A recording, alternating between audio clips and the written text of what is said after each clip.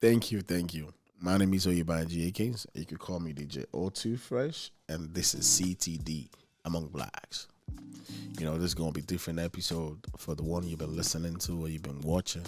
This is CTD Late Night Podcast, and we come up with this idea because we feel like sometimes there's some conversation African homes want to have in America with themselves, and that thing doesn't even happen. So that makes us to have this particular section, and we hope to keep up with it and bringing some conversation a lot of people don't think is necessary or they don't even have the time to talk about. And I'm not doing this alone by myself. In this episode, I'm gonna be having Ruby ETK in this particular episode every night. So Ruby ETK, would you like to say one or two things to our audience? Yes. Hello, hello, hello. My name is ETK, and we're gonna be having this podcast. And I will be representing the Gen Zs. All right, shout out to all the Gen Zs, man. Yes, Anyway, you might be, man. Shout out to you. Ski.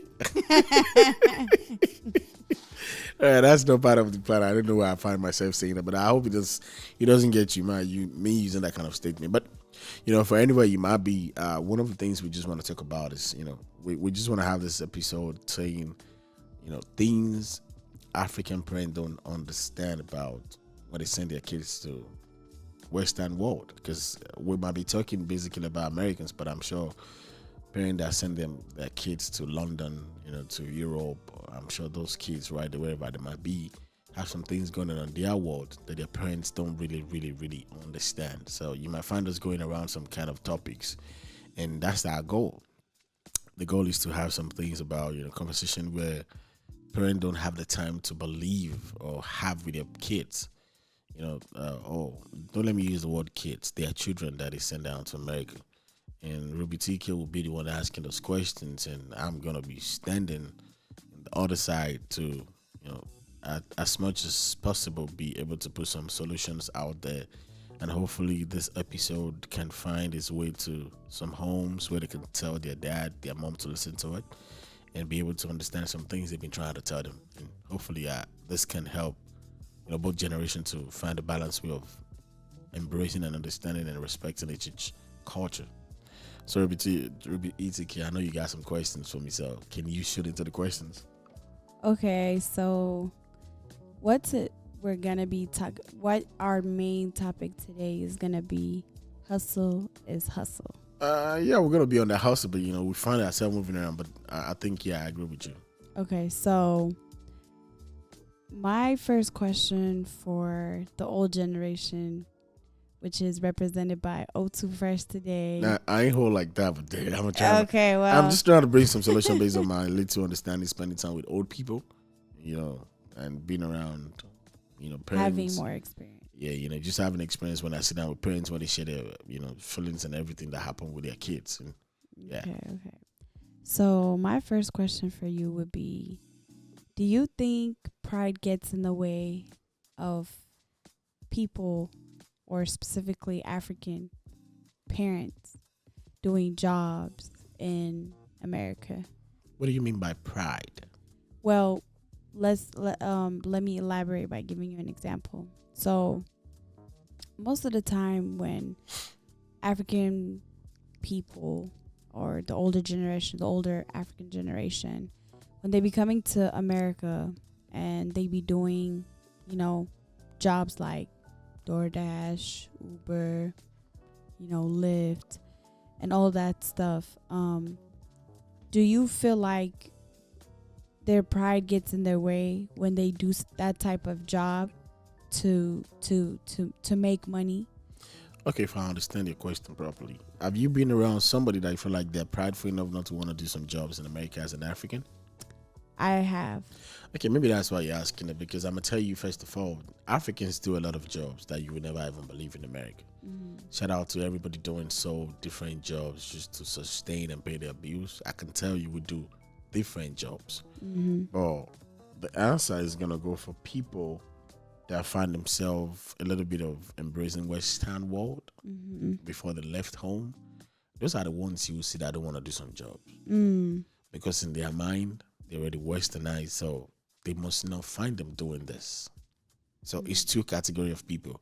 There's some categories they're ready to do any job you give to them with pride, with happiness, with joy.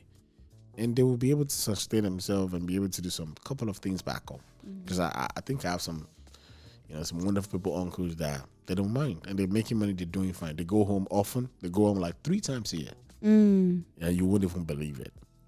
And but to go back to your, giving an answer to your question is more around the Western and Africans that have come to United States and they felt entitled to some jobs, not to do some things. And I can't say there's nothing wrong about it because everybody have their own stories.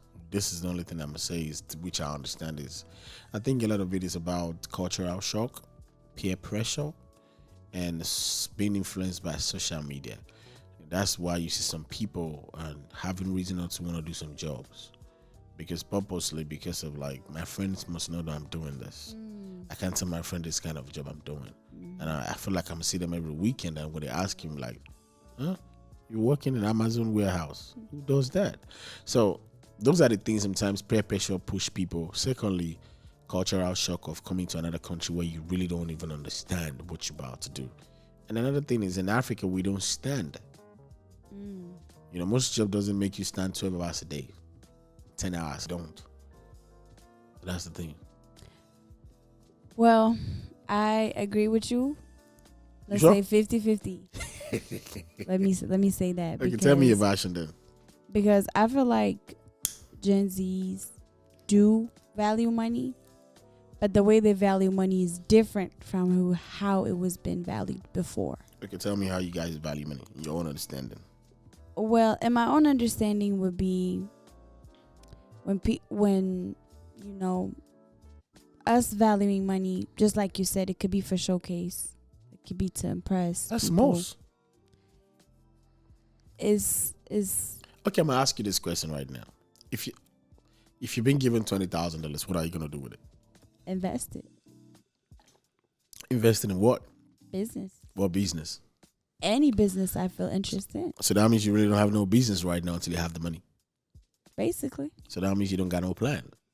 No, it doesn't work like that though. What makes you think it doesn't work like that? Why you feel like it works like that? Because I'm telling you from my own experience, there's no way you don't have a plan before. But how did you get your experience from? What did you hear from? Like you heard it from your ancestors. Nah, I didn't. Life. I didn't hear it from my ancestors. Life. And you know why it's life? The life I lived then wasn't about internet. It was about really going through people and understanding people. It wasn't about talking to me from the phone. It was about looking me in my eyes and you got to tell me how you feel. It was about thinking in your head to write a letter to somebody without even have to go to Google to search what you want to type. Do you get it? You're diverting from what I asked you, and you're diverting to you're going to the sense of how internet or how, let's say, all these communication forms like social media, cell phones, everything evolved to what they are right now. All right, I'm sorry. So what's the question again then? I'm asking you, who do you think values money more? Which you already answered to me, but I'm trying to give you my own version of the Gen Zs. All right, I'm listening. And how we value money. So even though we're showing off, or there's a lot of young millionaires, billionaires right now. I could say most of them have inherited it from their parents. But in that case, even if they did inherit it from their parents, they still have some type of idea of value to that money and how they can. What is value for money for you? Value for money. Value in money is you just value it. Like it's very so it. Money is everything in this world is about money. Everything in this world is everything moves around or revolves around money. If you don't have money, I think it's about saying money is important. Basically, that is. If you say it like that, yeah. Yeah, money is important. But it's different from saying value. Nah, it's different. Important is different from value. Well, no, because for me, valuing the money and the importance of money is basically the same thing. Because the importance of money is, like I said earlier, everything evolves around money. You want to get something, it's money. You want to invest on something, it's money. You want to go buy something, it's money. You want to help people. Okay, let me ask you. You got to give them some money. Okay, let me ask you this. Let's forget about the dream you have. If somebody give you $20,000 right now, what is the thing you're gonna do? Invest. Okay, now let's say you have the money. What is that thing you're gonna invest about? A business. What business? Any business that's lucrative. What makes you think what business is gonna be lucrative? Actually, because you do your research, you do your statistics, you do your research, you go see who is doing what is making more money. It's the same as when you're doing forex trading. Okay, so my question is this. I like that. So you're telling me you're gonna use your entire 20,000 to do business? No. So tell me how you want to split it. Well, it's gonna be more of I'm gonna use about 5,000 to do what I need to do right now, which is it could be pay my bills, it could be help somebody, it could be retiring my parents, whatever the case may be. With $5,000? Yeah, because if you take it back home, that money is big. Oh shit, that's a lot, bro. I don't like that. It's big. Right. For you, it might be small over here, but when you take it back home, that's a big ass money. If you take it to Nigeria, that's a big ass money. But now Nigeria now, it's small money though. But yeah, back in Nigeria now, $5,000. It's still something. Yeah, that's true. It's still something. Yeah, that's You're true. still even in America, you're $5,000 richer. Yeah, that's true. Could be whatever. You're $5,000 richer. Respect. Yeah, that's true. So you taking that money back home is big money. You could help your parents. You could finish your projects, everything that you're doing back home. All right, 5,000 out of 20,000. Yes, 15. sir. So what's gonna happen with the 15? So you're gonna do your research, like I said before. You're gonna do your research as to what business you want to invest it in. So the entire 15,000 go to the business. You're not letting me finish. Oh, I'm just trying to catch up. So it doesn't need to be, the whole money doesn't need to go to investment. So how much is gonna go to investment? Probably 10,000. So then what's gonna happen in the remaining $5,000? It's gonna be saved. What are you saving it for? What if the business I invested in is not lucrative? It's not making me money. But I thought you said you're gonna make research. Even though you do your research are not always 100% proof. All right, that kind of makes sense. If that's how you think, they could be at least 95% straight up, but most of the thing is like that 5%. Like I said, like 95% of it might be true, but that 5% might be like is you might lose something. You might lose something. So that 5% that you're losing, it might not 5% when you say it out of 100. It might not be a lot. 5% is not a lot. But when you talk about money, 5% is a lot. From that money that you got, that 20,000, 5% is a lot. So that the rest of the $5,000 that I said is gonna be saved, because that $10,000 I invested, it might not be lucrative. I might not get my money back, because when you do business in America or anywhere, it's a win or lose. It's a trial and error. When you do a business, it's a trial and error. What do you understand about business in America, actually? That's what I said. It's a trial and error. Right. So let me. I'm glad we kind of bring that up. And for anybody listening to me right now, I'm about to share my own views, my belief on that. And we're still on CTDAmongBlacks, and we're trying to bridge the gap and connect all the dots as much as we can. And I'm still Oyebanji Akins. You could call me DJ O2 Fresh. And right with me this night, I have Ruby ETK sharing our own views for the Jensen, and me just sharing my own views in between, however you want to call it. So the only thing I'm just gonna tell you on this is this: please, wherever you might be, I want you to really, really listen to this fact. Being a Nigerian, coming to America, a lot of us doesn't understand something they call capitalism. Capitalism is what is done in America. It's the money. They use the money. They don't have nothing. The values in the money. So it's how you move the money that's going to say everything that happened in America. So it's something you got to really, really understand. So if you find yourself being a Jensen and like what ETK said about, I'm just going to use the word $20,000. So if you have yourself having the $20,000, I'm going to tell you one thing. If you got a job, keep your job. Don't be bragging you just make some money. That's nothing. Because the moment you understand capitalism, what it means, how it's been break down in America, you definitely want to invest the money. Now, when I say invest the money, in America, don't invest in any business. I'm telling you as a Nigerian, I'm telling you living in America that I've understand. So, well, don't put the money in the bank trying to tell them it's going to yield you some interest. No, it's a lie.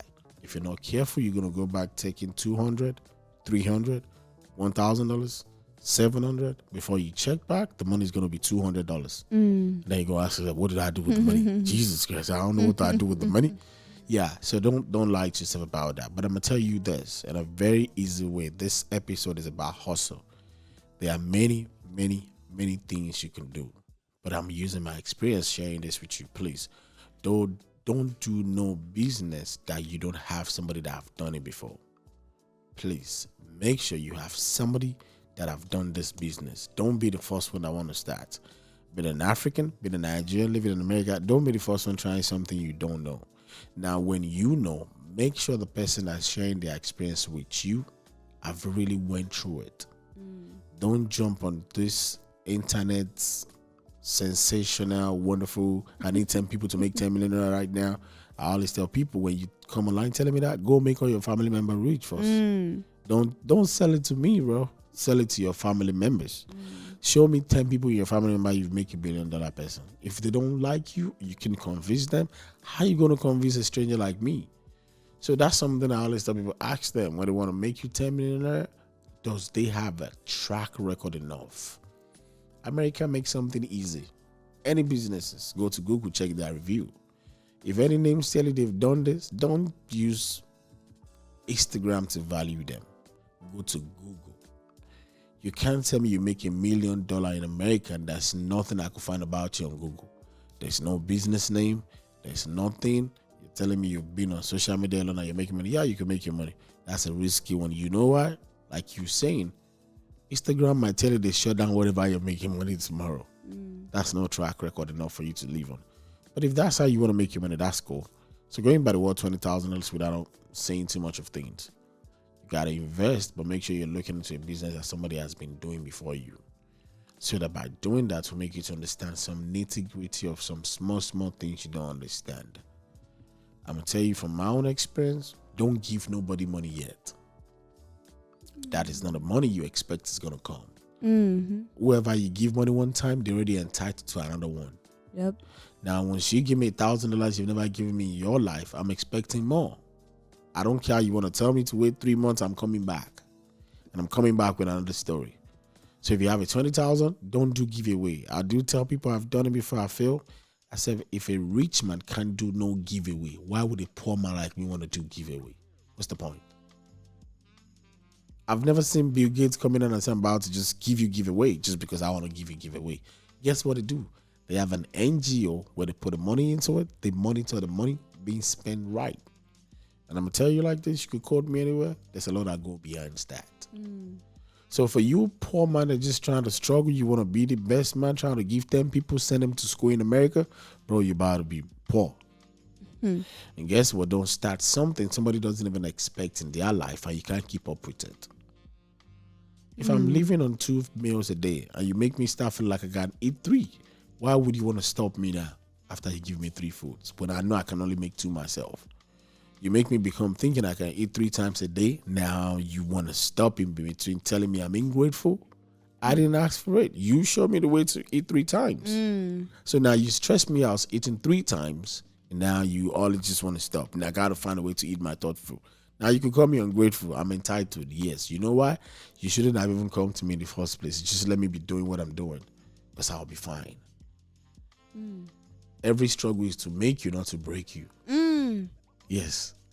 Every struggle is to make you, not to break you. So when you break, it's not your struggle. When you make it, guess what? You're about to tell the story tomorrow. So for you that might be listening to this particular episode, I don't want to drag you too much. When you get out 20,000, look for something you could invest in that could yield you monthly interest. Don't do 1 year, please. Do monthly. Let your money come back every month. Start seeing the savings.